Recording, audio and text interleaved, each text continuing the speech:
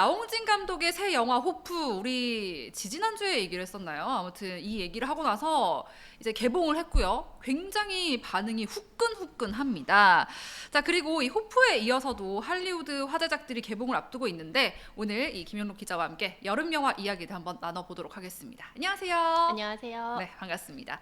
자, 지난 2주간 이 호프가 화제가 아주 뜨거웠습니다. 자, 지금 300만 관객을 넘겼다라고 하는데 이 정도면 잘 된 거예요? 어때요? 사실은 뭐 객관적인 수치로 봐서 잘 된 거죠. 이게 그 극장가가 뭐 사실 온통 호프다라고 해도 과언이 아닙니다. 개봉해서 첫 주 주말 금요일에 100만을 넘겼고 와. 다음 날에 200만 넘겼고 그리고 그리고 지금 이제 그 다음 주 지나서 300만 넘겨서 이제 주말 기준으로 해서는 340만 관객을 넘겼으니까 사실은 주말 2번 넘겨서 340만 관객 모은다는 게 뭐 쉬운 일이 아니잖아요. 네. 흥행세 자체는 좋은데 사실 호프라는 그 영화에 들어간 자본을 생각하면 조금은 아쉬운 성적이기는 그래요. 해요. 왜냐면 워낙 또 많이 자본을 들였잖아요. 워낙 이제 손익분기점이 뭐 구체적으로는 오픈이 안 됐지만 네. 꽤 높은 작품인데다가 사실은 첫 주에 200만 넘겼으면 굉장히 최고조 분위기에서 출발을 한 건데 영화가 공개된 다음에 벌어진 각종 호불호 논란과 각종 뭐 이런 SNS가 난리가 났어요 지금. 반응이 폭발을 했잖아요. 예. 근데 사실 그것이 관객 수 폭발로는 사실 이어지지가 않고 기세가 조금 꺾인 그런 모습을 보였어요. 네. 저희 2주 전에 얘기하면서 말씀드렸던 게 호프에게는 2주의 시간이 있다. 맞아요. 이제 할리우드 영화들이 줄줄이 개봉을 하기 때문에 호프가 맞네. 혼자 극장을 개봉할 그 2주가 거의 끝나가는 거예요. 맞아요. 그래서 사실 호프 쪽에서 조금 아쉬울 수 있겠다. 하지만 말씀하셨다시피 각종 논란이 재생산되고 재해석이 이루어지고 있지 않습니까? 네. 이런 분위기 속에 충분히 이제 엔처 관람이 이어질 수 있으니까 네. 다른 경쟁작들 사이에서도 어쨌든 흥행세는 좀 이어질 것 같다. 폭발적이지는 않더라도. 네. 그리고 이제 우리가 지금 얘기를 하려는 다음 영화들이 줄줄이 나오는 거죠. 근데 사실 뭐 이 호프 워낙 호불호가 갈려서 저는 보고 왔거든요. 어떠셨어요? 그래서 저는 이게 워낙 호불호가 갈려서 말하기가 되게 조심스러운데 저는 추천이거든요. 저는 너무 사실 3시간이라고 생각을 못할 정도로 시간이 되게 금방 갔고 진짜 재밌다라고 생각을 했는데 워낙 호불호가 많아서 일단 안 보신 분들이 있다면 저는 보는 걸 한번 추천을 해본다라고 네. 소신껏 말씀하겠습니다. 저도 소신껏 말씀드렸잖아요. 재밌다고요? 네, 저는 재밌게 봤거든요. 저도요. 근데 물론 이게 취향을 많이 탈 수 있는 작품이라는 점도 말씀드렸죠. 네. 하지만 보신다면 네. 이 뜨거운 논쟁에 동참하실 수 있다. 그럼요. 네, 그 부분은 확실히 장점인 것 같아요. 제가 아까 방송 전에 잠깐 말씀드렸지만 기자님께도 말씀드렸지만 이거를 이해를 하려고 하면 안 되고 받아들이셔야 돼요. 그냥 이거를 저기서 이렇게 하면 되지 저렇게 하면 되지 이게 아니라 이 영화 그 자체로 좀 받아들이는 게 뭔가 좀 몰입을 할 수 있는 요소인 것 같고 그리고 그때 말씀해 주신 것처럼 다음 이제 2부작이 뭔가 예상이 되는 그런 결말이더라고요. 그래서 저는 다음 것도 굉장히 기대가 되는 그런 상황이라서 흥행했으면 좋겠다. 잘 돼야 볼 수 있다. 네, 그러니까요. 무조건 흥행해야 된다라는 생각이 듭니다. 그리고 이제 2주의 시간이 흐른 후에 대작들이 기다리고 있다고 했는데 어떤 영화들이 있을까요? 호프를 포함해서 빅3 영화가 이번 여름에 있다라고 네. 보실 수 있어요. 네. 지금 이제 가장 주목받는 두 편이 이제 할리우드 블록버스터죠. 스파이더맨. 스파이더맨 시리즈의 이제 새 작품인 스파이더맨 브랜드 뉴 데이가 이제 7월 29일에 개봉을 하고 예. 그다음에 당장 그 다음 주에는 이제 크리스토퍼 놀란 감독의 오디세이가 한 주 간격으로 개봉을 합니다. 야, 이 톰 홀랜드와 크리스토퍼 놀란이면 완전 그냥 난리잖아요. 너무 이제 신뢰받는 시리즈고 신뢰받는 감독이죠. 네. 저희가 뭐 호프 제작비가 500억이냐 700억이냐 뭐 이러면서 너무 많다 이런 얘기를 하기는 했지만 사실 제작비 면에서 뭐 비교가 안 되는 작품들이에요. 맞아요. 뭐 스파이더맨 브랜드 뉴 데이 같은 경우는 2억 7,500만 달러? 그리고 오디세이도 2억 5천만 달러가 넘는 제작비니까 이거 순제작비 기준이거든요. 그러니까 3,500억 넘는 작품들인 거예요. 제작비만 따지면. 야. 이런 영화 같은 경우에는 홍보비 같은 것도 이제 글로벌 수준에서 진행이 되잖아요. 예. 5천억짜리 영화 정도라고 생각하시면 되는데 사실 이제 압도적인 물량 공세를 우리 극장가가 이제 앞두고 있습니다. 야, 5천억 원. 이상의 대형 제작비다라고 생각하면 될 것 같은데 사실 뭐 스파이더맨과 오디세이 둘 다 너무 지금 말씀해 주신 것처럼 배우부터 해서 감독까지 너무 기대가 되는 영화들인데 혹시 이 중에서 또 미리 보고 오신 영화 있으세요? 네, 저는 오디세이를 봤습니다. 부러워요. 진짜 맨날 먼저 보고 오시고. 이거 영화 기자의 몇 안 되는 특권 아니겠습니까? 네, 어땠어요? 이게 사실은 개봉은 스파이더맨이 다음 이제 수요일. 29일 수요일 다음 날이니까 네. 먼저인데 시사 자체는 그 오디세이가 먼저였어요. 왜냐하면 네. 이미 개봉을 했거든요. 이 한국 개봉이 조금 늦은 편이에요. 그런 오디세이 거구나. 같은 경우에 이미 7월 중순에 북미에서는 개봉을 해서 아. 평단의 호평, 관객들의 뭐 지지 속에서 벌써 흥행 중이거든요. 네. 이 와중에 이제 한국에서는 8월 5일에 개봉을 하고 있어서 그 전에 운 좋게 용암에게서 네. 네, 오. 오디세이 먼저 보고 왔습니다. 어땠나요? 이제 설명을 한 줄로 드리면 네. 오디세이는 이제 인터스텔라, 인셉션 같은 영화로 이제 한국 관객이 너무 사랑하는 감독이죠. 너무 크리스토퍼 재밌죠. 놀란의 신작이고요. 예. 그 감독이 인류 역사상 가장 오래되고 또 유명한 서사시인 오디세이아를 극장판 영화로 옮긴 겁니다. 네. 이제 트로이 목마 이야기는 아실 거예요. 맞아요. 이제 트로이라는 성을 함락하기 위해서 거대한 목마를 선물처럼 보냈는데 그 안에 정예병들이 숨어 있었던 거죠. 네. 그래서 그 작전을 통해서 이제 트로이 성을 함락시키게 되는데 그 가장 혁혁한 공을 세운 지략가가 오디세우스라는 남자거든요. 네. 그 오디세우스가 이제 집을 떠난 지 20년 만에 귀향하는 이야기라고 이제 간략하게 이 이야기를 설명을 드릴 수 있을 것 같아요. 이게 그리스 신화랑 맞닿아 있거든요. 예. 이제 신화의 세계 속에 살아가는 이제 사람의 이야기인데 그걸 크리스토퍼 놀란 감독이 172분이라는 긴 러닝 타임 안에 와, 이거 담아냈습니다. 굉장히 웅장하고 네. 또 현실감 있게 재현을 했는데 예. 이 감독이 게다가 이제 CG를 쓰지 않는 걸로 유명하잖아요. 신화의 이야기를 어떻게 CG 없이 만들었을까? 네. 예, 그런 궁금증을 가지고 영화를 보시면 아마 곳곳에 있는 이제 수공예적인 매력이랑 아이디어를 오. 확인하실 수 있을 겁니다. 예. 저는 이제 용산 아이맥스에서 봤으니까 사실은 이게 좀 제가 왜 이 상영관 이야기를 자꾸 드리냐면 네. 이 영화의 특별한 점 중에 하나가 이제 풀 아이맥스 그러니까 70mm 카메라로 촬영한 풀 아이맥스 영화라는 거예요. 상업 영화가 이렇게 찍은 게 최초거든요. 아, 그래요? 네, 이게 70mm라고 하면 감이 안 오실 수 있는데 이게 프레임 하나를 만드는 필름 사이즈를 말하는 거거든요. 네. 우리 기준이 보통 이제 35mm라고 하는데 이 풀 아이맥스 70mm 영화는 그냥 필름 면적만 보면 9배예요. 9배예요? 그만큼 한 장의 프레임 안에 들어가 있는 비주얼이 이제 정보량이 많은 거죠. 그런 걸 그러니까 굉장히 정교하게 찍을 수밖에 없고 네. 또 뭐랄까 분장이라든지 소품이라든지 뭐 자세하게 들을 수밖에 없고 그리고 네. 관객 입장에서도 굉장히 압도적인 비주얼을 눈앞에서 볼 수가 있는 거죠. 예. 또 다른 점이 있다면 이 그 화면비 이야기를 좀 하고 싶은데 1.43대 1이라고 하는데 이게 보통 우리가 영화관에서 보는 그 화면 생각하시면 좀 옆으로 이렇게 쭉 길잖아요. 늘어져 있는 화면이죠. 근데 1.43대 1이라고 하면 거의 정사각형처럼 느껴질 정도로 이게 위가 높거든요. 그래요? 네.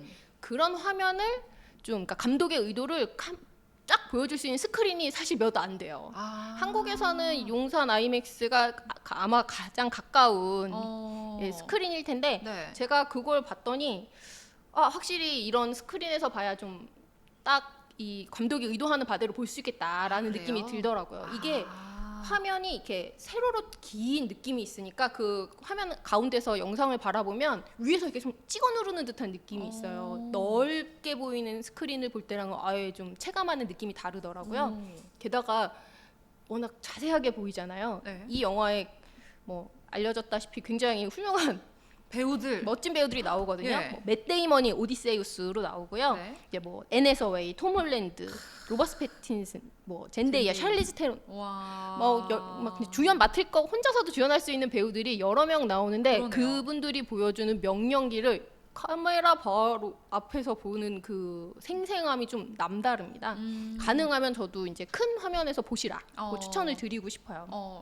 그리고 호프 보셨잖아요. 네. 제가 느낌은 호프 보는 관객이면 좀 비교하는 재미가 더 있겠다. 그런 생각도 그럴 수도 했어요. 있겠다. 근데 뭐 사실 우리가 뭐 용산 아이맥스를 홍보하는 건 아니지만 네네. 일반 상영관과 보는 느낌이 확실히 다르겠다. 아, 네. 특수관에서 보시면 좀 더 이제 몰입감 있게. 감독이 의도한 바대로 보실 것이다. 음. 네, 이런 말씀 드리고 싶어요. 네.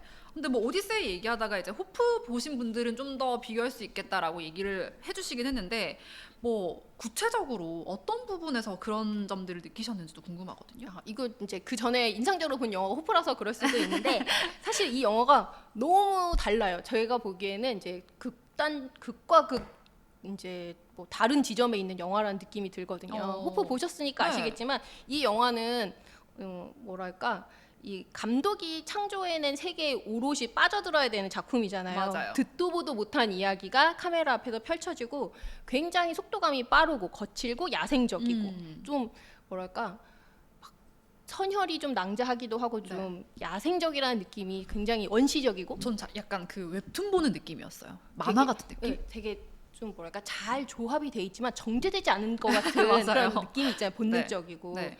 근데 이 오디세이 같은 경우는 출발점이 완전히 다른 거예요. 수천 년 전이 된 이제 수천 년이 지나면서 또 갈고 아주 매끈해진 원작이 그 중심에 있고 그것을 굉장히 정갈하고 우아하고 또 속도감보다는 깊이 들어가는 방식으로 촬영을 한 영화거든요. 네네. 그래서 오히려 호프 생각을 하고 보시면 여기 나오는 액션씬이 좀 지루하게 느껴질 수도 있을 만큼 굉장히 속도감은 줄이고 대신 이제 느리지만 좀 생각하는 맛을 볼 수 있게 했달까? 네. 아, 물론 마지막 액션씬이 있기는 한데 네. 속도감 자체가 굉장히 다르게 느껴지는 영화입니다.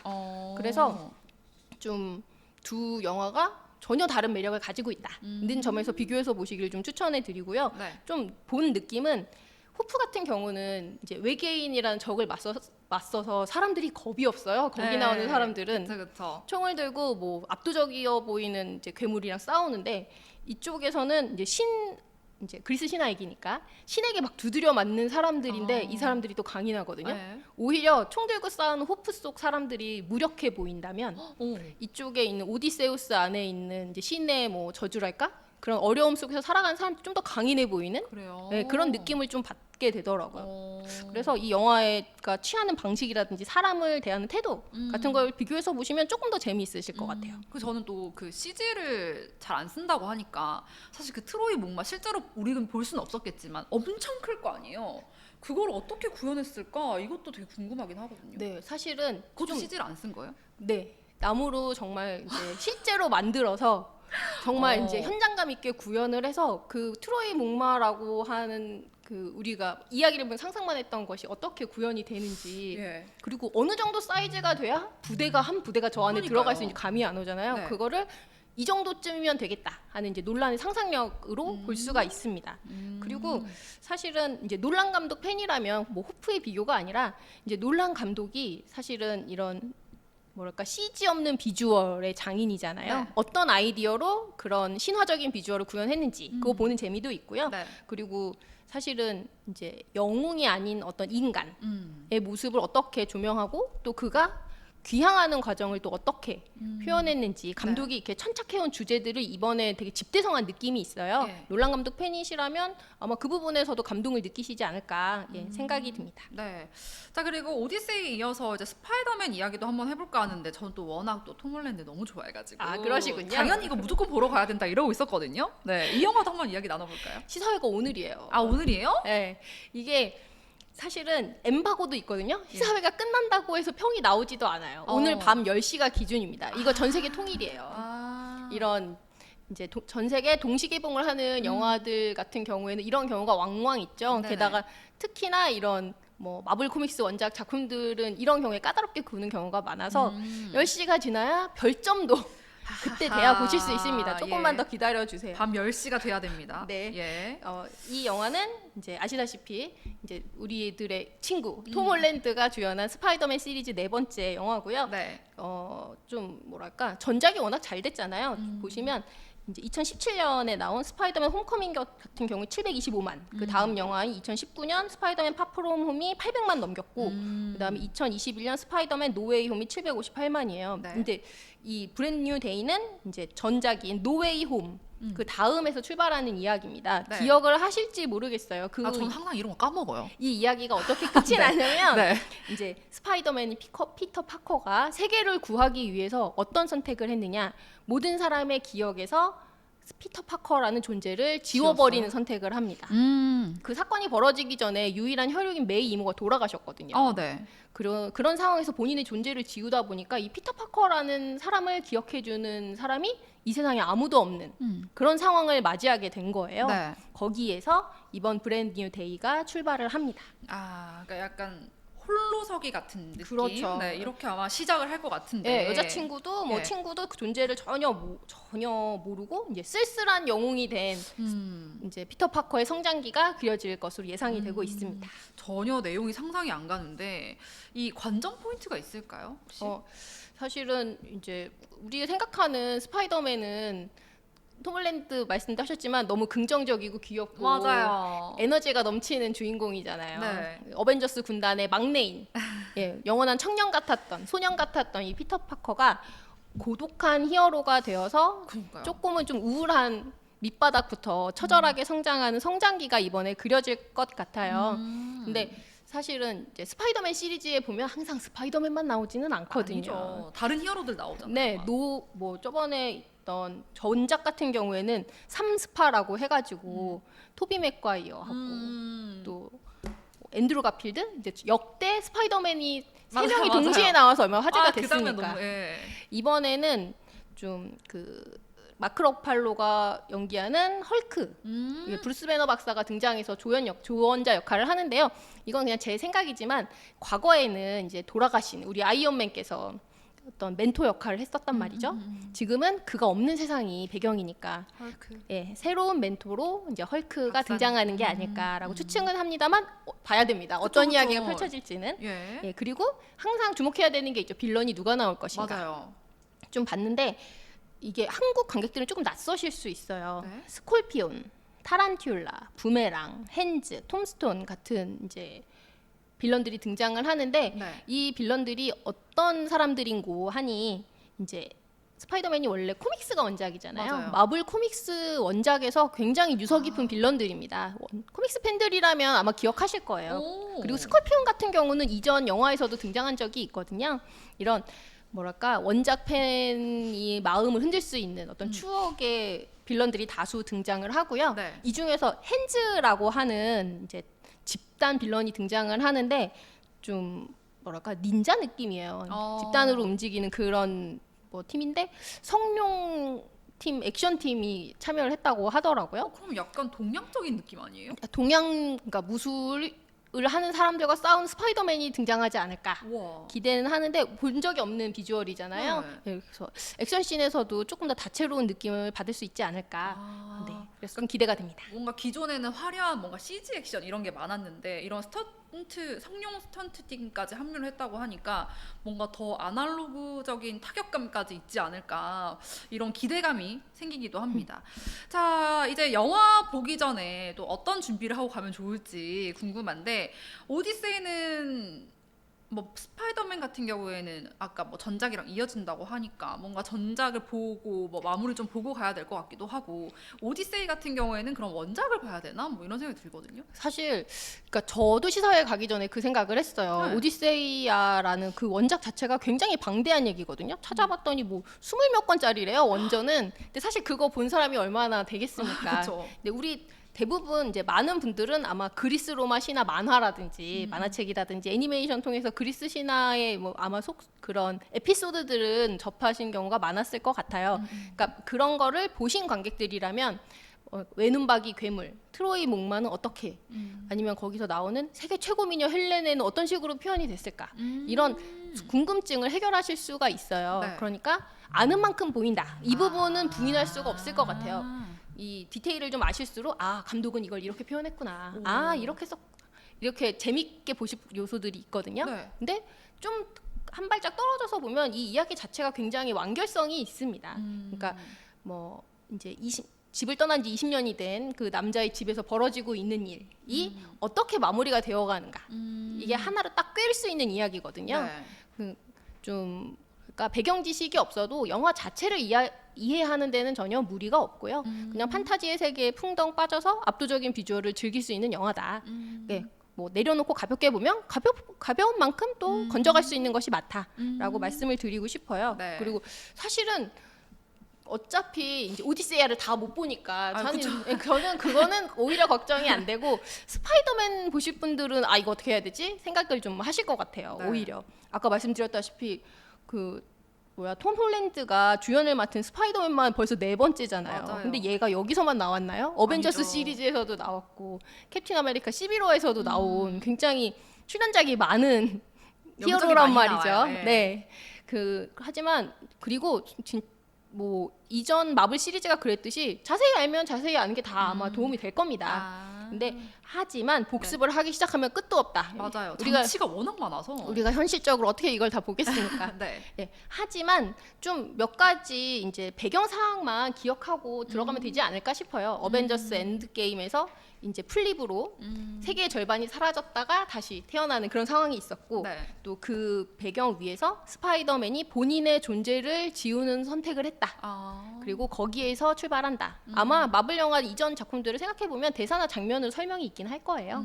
하지만 조금 더 만족스럽게 이 영화를 즐기시고 싶다면 네. 자, 저번에 어떻게 끝났지? 기억은 한번 해보고 극장 가시는 게 좀 더 재밌으실 것 같아요. 네. 기자님 덕분에 참 볼 영화가 많아진 것 같은데 혹시 뭐 이 두 영화 말고도 또 추천해 주실 거 있어요? 여름에 개봉하는 거? 지금 이제 톱3라고 하면 그러니까 빅3 영화가 이 정도라면 한 주 뒤에 8월 12일에 개봉한 한국 영화가 한 편 더 있습니다. 뭐예요? 엄정화 씨가 주연한 오케이 마담 2. 오케이 마담 1 보신 분들 꽤 있으실걸요? 이거 코믹이죠?